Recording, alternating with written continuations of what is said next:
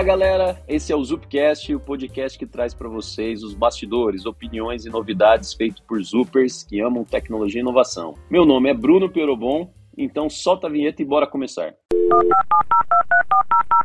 Zupcast.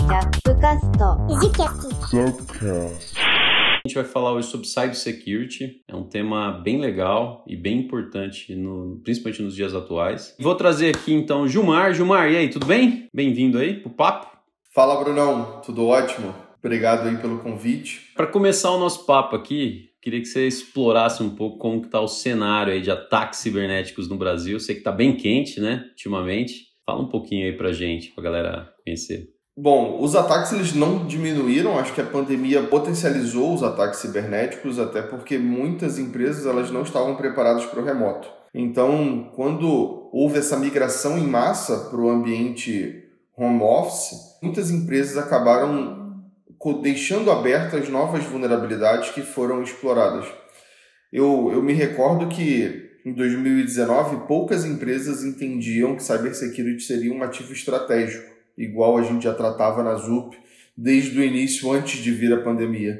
E acabou que muitas empresas também aprenderam que cybersecurity é um ativo estratégico ao longo da pandemia, mas pela dor, e não pela estratégia de fato, e sim pelos ataques e tudo mais. E Gilmar, assim, eu vejo, tem um termo novo aí, né, que não é novo, né, mas que é o ransomware, né? E aqui a gente vê uma tendência diferente no mundo, né? Que, sei lá, 15, 20 anos atrás era muito comum sequestrar pessoas, né? E a gente vê que cada vez isso é menos comum. E agora o que está bombando é sequestrar servidores, né? Então fala um pouquinho aí do ransomware e se chegou no Brasil, já é uma realidade no Brasil, isso é frequente. O ransomware é uma realidade no Brasil já há algum tempo. A gente tem exemplos de empresas públicas e privadas que já sofreram com esse tipo de ataque. O maior impacto do ransomware é você, de fato, ter a sua operação parada.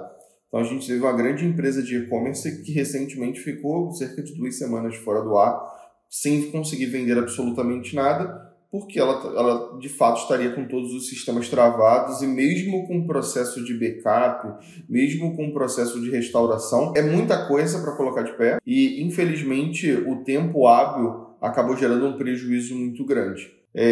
O que a gente nota é que nos últimos 2 anos existe até uma pesquisa da Sophos, que é uma empresa de cybersecurity mundial, que ela fala que o valor do ransomware aumentou 5 vezes. Então, o que eles pediam lá no início da pandemia, hoje eles pedem 5 vezes mais, porque eles entendem que como todo ativo hoje está remoto, não existe mais, as pessoas não vão mais para os escritórios, as pessoas não têm mais acesso aos servidores, essa infraestrutura ela se tornou um ativo extremamente precioso para as companhias. E se eles conseguirem travar essas informações, já começa a gerar algum tipo de lucro e a gente sabe, não oficialmente, mas que existem muitas empresas que pagam esse tipo de resgate. Sem dúvida, né, Gilmar? E com a pandemia, a gente vê que todas as empresas migraram muito para o digital, né? E acaba hoje o digital sendo, às vezes, o principal canal de venda, né, para essas empresas. Então, se bloqueia ali, e algumas conseguem bloquear até os backups, né? Então, fica na mão total, né? Imagina um banco tomar ransomware, né, Gilmar? Exato. E tipo, eu não tenho mais meu saldo no banco, né? E o banco não sabe nem mais o que cobrar, nem qual saldo que é, né? É um negócio muito crítico, né? Hoje, às vezes, muita gente deixa o dinheiro nos bancos aí, né? Mas nem pensa nisso, né? Se tomar um ataque de ransomware ali, o que o cara pedir vai pagar, né? Assim, é um negócio muito, muito sério. No Brasil, a gente não teve nenhum exemplo, mas a gente teve o Banco do Chile, que sofreu um ransomware e, de fato, saiu do ar. E o Banco do Chile é um banco muito grande no Chile e eles impactam o PIB. Então as pessoas foram naquela corrida louca no caixa eletrônico, não conseguiam sacar dinheiro e gerou uma crise institucional para o banco durante uma semana. No país. E no durante país, uma semana. Afetou o país. Imagina você ter dinheiro no banco e comprar comida, ir lá fazer sua compra do mês, da semana e o cartão não passar. Porque simplesmente o banco estava criptografado e o sistema não conseguia verificar seu saldo. Tá doido. E além desses ataques cibernéticos, né, que a gente às vezes quando pensa em segurança, a gente pensa muito assim, cara, proteger os servidores, etc. Mas muito dos ataques assim, a galera acaba achando outro tipo de mecânicas para explorar, que nem sempre são técnicas, né, Gilmar? Assim, e muito voltado para fraude também, assim, são vulnerabilidades de negócio, assim. Isso é algo bastante comum? Como é que tem acontecido isso? Então, nem sempre, por mais que tenhamos um parque extremamente protegido, análise de vulnerabilidade, pentest, a gente sabe que nós implementamos novas mecânicas de negócio todos os dias. E, eventualmente, o hacker, a gente está muito preocupado com o fluxo feliz. E o hacker, ele consegue explorar o fluxo que não é feliz em geral. Então, essas mecânicas de negócio, elas quando são mal estruturadas ou quando a gente não consegue fazer todos os testes adequados, ou às vezes até a gente faz todos os testes adequados, mas algumas coisas passam despercebido, eles fazem esse tipo de exploração. E aí a gente tem um exemplo também mundial bem famoso que foi o MailChimp, que é uma plataforma de disparo de e-mail muito utilizada pelos times de comunicação, onde eles descobriram uma falha na ferramenta de envio desses disparos de e-mail e eles estavam focando em pessoas que tinham criptomoedas, em pessoas que tinham criptoativos, para que as pessoas gerassem alguma conexão ali, enviassem um segundo fator de autenticação e a partir daí ele tivesse acesso ao e-mail da pessoa, obviamente no futuro a carteira de criptoativos e aí faria uma fraude de fato. Então, o problema não era no e-mail, o problema não era no dispositivo na carteira, na wallet, não era na plataforma de trading, o problema estava lá atrás e alguém conseguiu enxergar toda essa máquina funcionando dessa forma.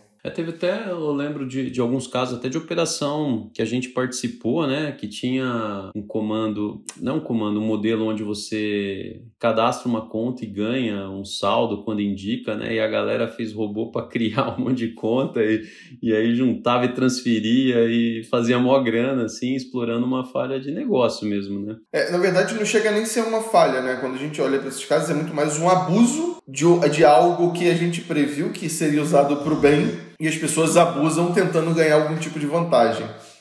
Tem outro tema aqui, até muito triste, né? Assim, quando a gente olha a guerra na Ucrânia, né? Assim, na Rússia, assim, é um negócio que eu, sinceramente, eu não imaginava que ia acontecer nesse século, assim, né? Uma guerra desse tamanho, assim, e tanta gente morrendo, né? Famílias desamparadas ali. E eu tinha muito claro, assim, foi, cara, não vai fazer mais sentido guerra física. Né? O mundo hoje é todo interconectado, digital, a tendência das guerras o que vale hoje não é mais o arsenal, né? E sim a inteligência, né? Assim, hoje o que faz o país ser forte é o know-how, a inteligência, são as patentes, são o time que você tem, os produtos que você cria, né? E aí quando a gente vê uma guerra dessa, assim, realmente parte o coração ali, né? Olhando para esse movimento, assim, de, cara, cada vez mais diminuir guerra física, né? Que deveria ser uma tendência, e cada vez mais a gente vê guerras cibernéticas aí, né? Inclusive tem países muito fortes aí nisso, né? Como que esse pessoal, como funciona essas guerras cibernéticas? Tem países mais fortes? Como que é, assim, esse pessoal se estrutura, né? Realmente, talvez a guerra da Ucrânia ela tenha trazido uma visão para nós que esse fato ainda existe da guerra física, mas se a gente for olhar no contexto histórico, porque talvez seja um pouco mais longe da nossa realidade, o Oriente Médio vive em guerra, a África tem muitas guerras ainda, guerras de milícia armada e tudo mais. Quando a gente olha para o que aconteceu na Ucrânia, e aí, diferente dessas outras guerras, onde talvez as pessoas tenham menos recursos tecnológicos, de fato houve uma guerra cibernética. E até um intuito lá do governo russo, inicialmente, tirar a Ucrânia do ar, que a Ucrânia não tivesse mais conexão. A gente soube depois pelos meios de comunicação, a movimentação do Elon Musk com a Starlink, de como ele reativou e como que ele trouxe de volta a Ucrânia para o meio digital. E houve também, quando você fala de guerra cibernética, você tem atores que não necessariamente precisam estar no país, mas eles precisam aderir à causa. Então, funciona como se fosse o Anonymous no passado, que era muito famoso, né? Que era um grupo, que era quase que um exército tecnológico que gerava invasões e ataques e exposições específicas. E muita gente acabou se juntando a essa parte da Ucrânia de como tirar os sites russos, como derrubar ransomware na Rússia, só que a Rússia é muito bem preparada também tecnologicamente. Recentemente a gente viu no jornal, também nos meios de comunicação, um ataque que a Rússia estava fazendo e a Starlink conseguiu bloquear o ataque e foi elogiada pelo Centro de Defesa Cibernética do governo americano. Um general falando que talvez se esse ataque fosse no exército, eles não teriam tanta velocidade para bloquear. E a Starlink foi lá e conseguiu bloquear o ataque russo e conseguiu colocar um patch no ar em pouquíssimo tempo para diversas plataformas. Então é importante também nessa história de guerra a gente entender como é que é a evolução dessas tecnologias e como que essas empresas, que às vezes elas são usadas como bodes expiatórios ou como caminhos para essas guerras, elas evoluem muito mais rápido porque elas são testadas a todo momento. E tem, né, Gilmar, casos de ataques assim, cibernéticos que podem colocar em risco até o mundo físico, né? Já teve alguns casos de usinas atômicas, né? Teve o Sputnik, que é um software, um malware que foi utilizado no Irã, que derrubou o sistema da usina de enriquecimento de urânio, não me recordo agora qual era o material ativo, mas era um material nuclear. A gente já teve o hospital, que sofreu ransomware e, obviamente, hoje os hospitais mais modernos e de ponta, todos os sistemas são interligados, tudo é uma grande rede. E imagina você estar lá no CTI, você não consegue mais monitorar batimento cardíaco, você não consegue mais monitorar oxigenação, e você precisa ali de um enfermeiro ou de algum agente de saúde do lado para conseguir executar qualquer manobra. E por último, outro ataque também bem comum que a gente vem identificando, que são ataques de OT, né, que a gente chama, que são ataques industriais em escala de empresas e atividades que são voltadas para a indústria, são reservatórios de água. Porque imagina que a água, para ser potável, para a gente conseguir beber, ela recebe um tratamento. Então ela recebe uma quantidade de aditivos químicos diferentes, em momentos diferentes, mas esses aditivos químicos, se mudado essa ordem ou as quantidades, podem se tornar venenosos. Então, eventualmente, a gente pode sofrer ataque nas nossas usinas de beneficiamento de água, e a gente já tem casos no mundo, Estados Unidos e, se não me engano, 2 na Europa, onde as pessoas conseguiram invadir a usina de beneficiamento de água e alterar os aditivos químicos, e eles tiveram que soltar uma notícia de boil water, que eles chamam, que é ferva a água independente da origem, durante um determinado tempo. Não tinha ideia disso, Gilmar. Que coisa, hein? É a história do abuso, né, cara? A gente imagina o seguinte, o cara implementou uma série de tecnologias para ele conseguir melhorar a qualidade da água, para ele conseguir entregar um negócio de mais qualidade no produto final, e as pessoas aproveitam essas brechas que são facilidades de negócio para fazer o mal. E Gilmar, assim, a gente vê muito ataque hoje sendo efetivo, assim, né? A gente vê muito caso. Antigamente era difícil você ver, assim, no mercado tanto caso, assim, acontecendo com empresas grandes, assim. Por que isso está acontecendo, cara? Porque as empresas estão despreparadas, não estão dando atenção. O que está acontecendo aí? Eu tenho algumas opiniões, né? A primeira é que é uma briga desigual.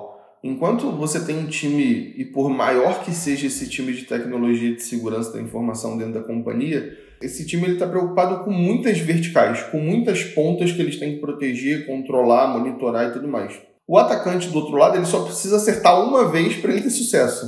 Esse é o primeiro ponto. O segundo é que antigamente a gente tinha muito vírus ligado ao worm, a replicação, a ele ocultar os seus arquivos, eram coisas mais simples. Hoje nós temos o que a gente chama de APT, que são ameaças persistentes. Então são vírus que entram, monitoram, aprendem, exfiltram muitas informações. E aí as pessoas monetizam de outras formas. Além do mais, a tecnologia, da maneira que é hoje e a forma que as pessoas conseguem monetizar esses ataques, se tornou um meio de vida.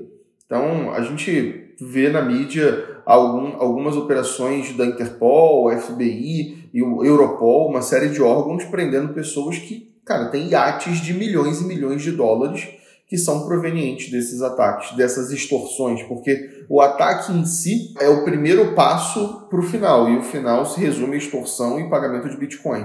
Então imagina que a sua empresa, eventualmente ela consegue tirar um lucro operacional de 1 milhão por dia, que é um valor baixo para, por exemplo, uma empresa de petróleo, e o cara te faz uma proposta lá sei lá, 80 milhões para você liberar o seu sistema. Será que 80 dias você teria esse sistema voltando para o ar de maneira definitiva? Será que o impacto financeiro que você vai causar no ecossistema, as suas ações na bolsa, justificam você esperar 80 dias? Então, existe uma decisão aí de pagar ou não pagar, que ela foge até um pouco da ética, mas ela é muito mais ligada a ROI, a business e como que o mercado funciona. E assim, a gente não tem muito como falar se foi certo ou se foi errado um pagamento, porque quando a gente se coloca lá do outro lado, você começa a olhar outros fatores. Imagina se essa empresa tem um prejuízo tão grande e não consegue se recuperar e você coloca 500 mil, 5 mil pessoas demitidas por causa daquilo. Exato, tem um ecossistema que roda ali por trás.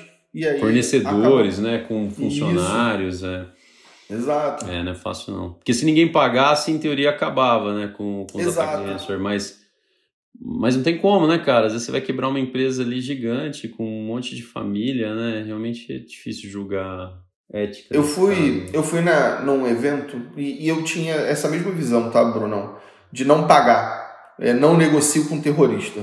E você não negocia com terrorista é muito legal você ter essa visão quando nunca aconteceu com você e quando você não é impactado. Então, eu fui num evento chamado RSA, que é um evento que acontece em São Francisco, de segurança, ele anualmente, foi até antes da pandemia, onde um CEO de uma empresa, que era até de petróleo e gás, do norte dos Estados Unidos, falou, cara, não faz sentido eu não pagar. Se eu não pagar, eu vou gerar um prejuízo na bolsa para os meus acionistas, eu gero um prejuízo na minha operação, eu não tenho certeza. Assim, eu tenho que melhorar os controles, a gente vai ter que tomar uma série de ações do investimento, talvez reduzir uma parte do lucro, mas se eu parar a operação, o meu prejuízo é muito maior, não só de imagem, mas impacto, fornecedor, pessoas que dependem da minha empresa para funcionar. Então não faz sentido. Eu decidi pagar, independente da opinião dos times de segurança e dos consultores. Eu, como CEO, achei que a melhor decisão era pagar e não me arrependo. E aí, depois desse dia, eu comecei a repensar essa minha opinião e de fato, eu concordo com ele. É uma decisão muito difícil mesmo, cara. Dependendo do cenário, muito difícil.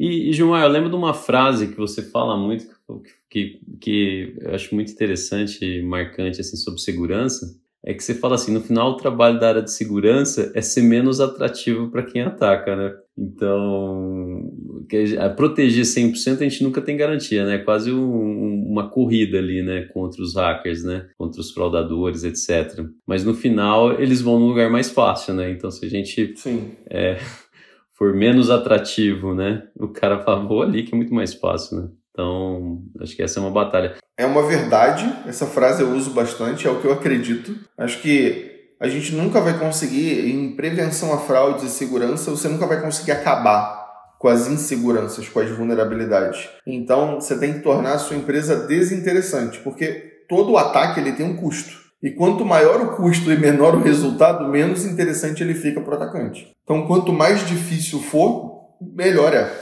para nós no final do dia. E aí tem a dinâmica da corrida, né? Imagina que você está correndo de um leão na savana e o leão, ele não quer pegar o primeiro, o que está correndo mais, ele quer pegar o último, que ele precisa se alimentar. E é literalmente essa metáfora que é o mundo de cybersecurity. Se talvez a gente se esforçar muito para ser o primeiro no tamanho que a Zup é e com o mercado que a Zup tem, e a gente vai se cansar. E aí eu tenho um burnout no time, eu vou ter outros problemas e talvez até gere uma insegurança. Então, a gente tem que se preparar todo dia para correr uma maratona e não uma corrida de 100 metros. A Zup vem se preparando, acho que cada ano melhor, a gente consegue implementar mais controles. Acho que devido até o seu propósito e tudo aquilo que você puxa, que você traz para a Zup, a segurança na Zup ela foi fomentada baseada em Dev Experience, então tem muita coisa que a gente testa, a gente tenta reduzir os trade-offs, a gente não sai com uma abordagem tradicional, justamente para que a gente consiga dar o melhor ambiente para o desenvolvedor desempenhar o melhor código e produzir a melhor feature. Então acho que esse é o nosso principal baseline, é a experiência de quem é o nosso cliente. O segundo ponto, hoje nós temos aproximadamente 50 pessoas na área de segurança. Temos um produto que funciona e foi inclusive premiado, que é o Live Pass. Nós temos ali uma área de Red Team, que é o time que faz toda essa parte de ataque externo. Nós temos o Blue Team, que é o time que faz toda a composição de defesa. Temos um time hoje de Application Security também, e esse time de Application Security faz o apoio diretamente dos devs no desenvolvimento seguro, na identificação de vulnerabilidades ainda no tempo de código. Também, falando em estatística, o time de Application Security ele é um dos times mais importantes que as companhias veem como estratégico hoje. O custo de você consertar uma vulnerabilidade em produção, ele chega a ser 18 vezes mais caro do que você consertar ela em tempo de desenvolvimento. Então, acho que a gente conseguiu evoluir muito, Brunão. Hoje a gente tem vários eventos legais, a gente é reconhecido já por alguns atores no mercado como uma área de segurança que faz um trabalho diferente, e acho de verdade que a gente conseguiu ajudar a levar o patamar da ZUP mais uma vez. E o trabalho não acabou, né? Então, continuamos evoluindo todo dia. E deve ter muito Zooper que não conhece o trabalho de Red Team, Blue Team, né? E eu acho, é um negócio que eu acho muito massa, cara, assim... Você ter uma galera atacando mesmo, né? E atacando o ambiente, assim, sem avisar e o tempo todo, né? É muito melhor a gente ser atacado pelo nosso time do que por um cara maldoso, né? Exato. E ver o Blue Team atuando sem saber se é um ataque externo, sem saber se é um ataque de verdade, eu acho uma mecânica realmente que a gente evoluiu muito, acho muito massa. Acho que a maioria dos Upers nem deve conhecer isso, né? Ou saber disso. Gilmar, queria agradecer muito aqui o papo, acho que foi muito legal, cara. Bastante informação massa aí que a maioria dos Upers eu acho que não estão ligados e reforça a importância, né, cara? Às vezes a gente tá no dia a dia, a gente não entende o porquê de algumas coisas, né? E escutando como tá o mercado e cada vez mais segurança vai ser um negócio estratégico de todas as companhias, né? Então agradecer aí pelo papo, espero que vocês gostem e até o próximo. Valeu, abração, gente. Obrigado, pessoal. Até mais, tchau, tchau.